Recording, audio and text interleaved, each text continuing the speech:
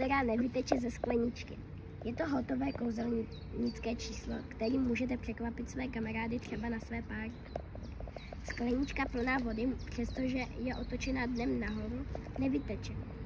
Nevěříte, stačí vzít libovolnou sklenici s rovným okrajem. Naplnit po okraj vodou, pak přiložit jemněnké sítko nebo kus suché tkaniny. Opatrně skleničku otočte dnem nahoru a neteče. Proč? Mezi očkama sítka a látky se vytvořily malé blanky z vody, které brání vytečení tekutiny. Pokud se ale prstem dotknete látky nebo sítka, čeká vás potopa. V místě dotaku je tento jev přestane platit. Takové to.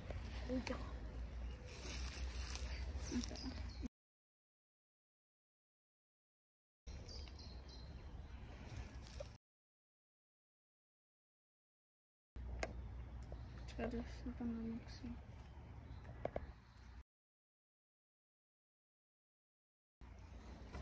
Co to je? Počkej.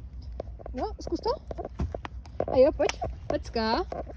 Teď to zvedni, ukaž. Můžeš to úplně klidně tady do výšky na trávu. Otoč to. A. Tak, voda neteče a teď, když se někdo dotkne dole, tak to začne téct. Lež. Tak chce. Pravda nebo lež? Protože my vymačkáváme, to je No, tak. Ne, já chci